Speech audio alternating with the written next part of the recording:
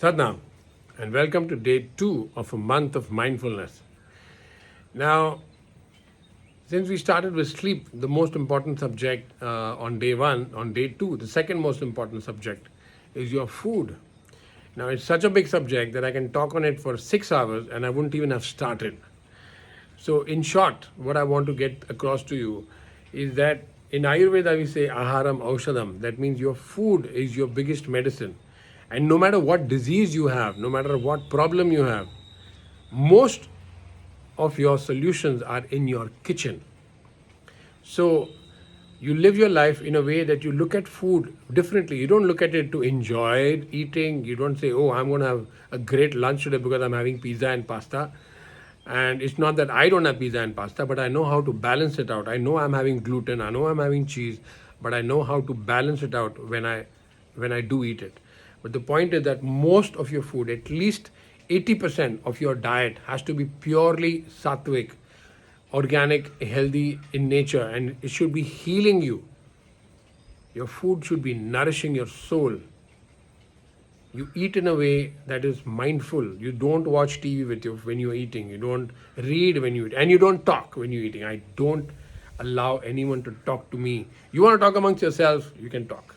My wife and my daughter love chatting on the table. I can't stop them, but they know that they cannot look at me and ask me a question, because when I'm eating, I eat slowly, quietly, and mindfully. Now, this is, you know me as a yoga teacher. But 20 years ago, when I was a complete idiot, when I used to smoke, when I used to drink, even at that time, somehow I had the sense that all my friends used to make fun of me. Abhi, now Bijay sat down to eat, now nobody can talk to him. So even that time, when I used to eat 20, 25 years ago also, I would, at once I started eating, I would not speak. That mindfulness of eating. Again, one more thing that when you talk about mindfulness of eating, we eat with our fingers. So if you think you're fancy and you don't understand why traditionally Indians eat with their hands and with their fingers, please understand that there is so much prana in your fingers. And I'm going to come to mudras one day when I'm going to give you the tattvas of each and every one of your finger. But when you pick up the food with your fingers and you put it in your mouth, you are energizing it. It's free. Why would you not do that and eat with a spoon and create a disconnect between your aharam, your food, and your soul? When you pick it up with your finger and you put it in your mouth, you are creating an energy circuit which is healing you. So please understand the reason why we Indians, when these foreigners look at Indians and they're eating with their fingers, they, ooh, they're uncivilized people. We are more civilized than any civilization ever on this planet.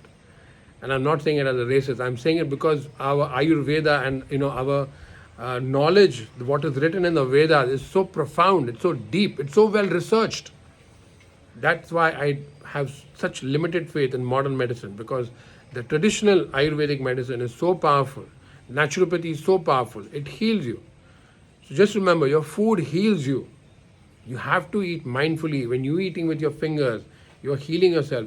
In the south of India, they're even more advanced. So they will take the rasam, they will take the rice, and they will put it here. Because why? Because here the concentration of prana is even more than the concentration of prana here. So they will put the rice here, and then they will eat like this. They will even drink water like this. And the foreigners will look at us and say, "Ew." No, it's energizing the food. That's why the health, and you see the skin of people who are living a mindful life, the skin will be shining, the aura will be shining. They're connected to Mother Earth, Mother Nature. There's a lot I have to say to you about food, but again, I can't not talk to you about food combining, the food combination. It's because a lot of us eat thinking that we're eating healthy food. In fact, I've given this example of the International Yoga Festival at Rishikesh. So the yogis of the world come there. 7,000 yogis will come there. They will go to this restaurant called Tip Top, and then they will order something called a fruit salad, where there will be pomegranate, chiku, banana, mango, oranges. There will be all of that. And then the biggest disaster, yogurt on top, and then maybe some cornflakes or dry fruits on top. It's a complete disaster. It's better that you don't eat. If you fast and you're hungry, that will be much more healthier for you rather than eating that. So even fruits, you cannot eat banana with pomegranate or banana with oranges because one is a pulp, one is citrus. So the food that you combine with each other, they matter so much that you cannot even eat fruits with fruits. Forget about fruits and vegetables. That's a complete disaster. If you think that you're filling up your plate, so there was this one girl who used to come to my class who was borderline cancer, and she was a foreigner, she was an American, and so she started doing my classes, and she was feeling better, and she was getting better, and then one day she came to one of our retreats. We do retreats. So this place is a retreat center, my healing center.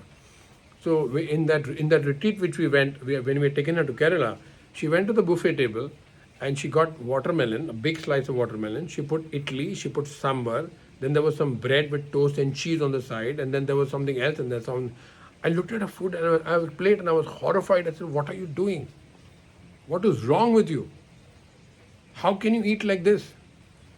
She said, why, what happened? I said, you can't combine all this together. This is what is giving you your health problems, you have health issues. So what should I do, what should I do? I said, then I explained to her, I said, you combine your food properly. You eat something of one family together. You want to eat meat, eat meat.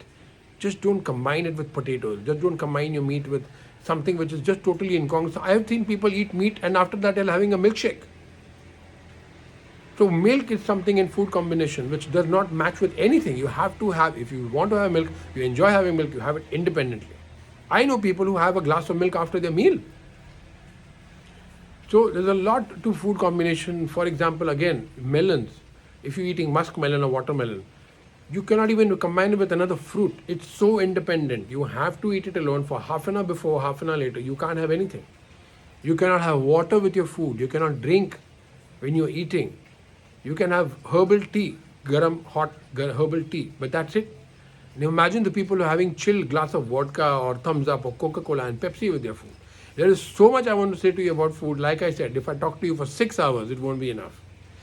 But the idea is, on day 2, like I said about sleep on day 1, there's lots I've talked to you about sleep as well.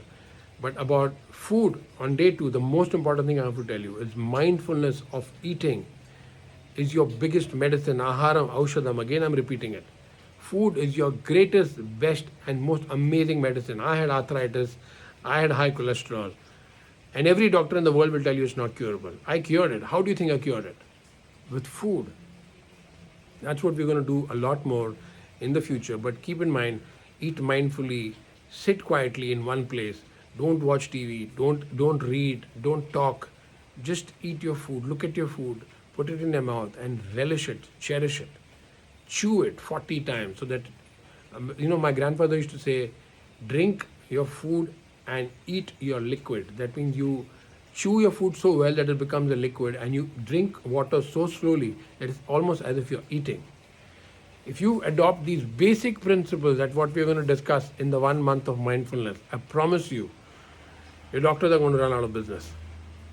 You're going to be healthy, and most importantly, you're going to be happy. And the only thing I ask of you is to share whatever you learn from here with people around you, with your friends, with your family. Let them know that these things have helped you and you help them. That's how we spread the light in this world and make this world a better place. See you tomorrow. Tatnam.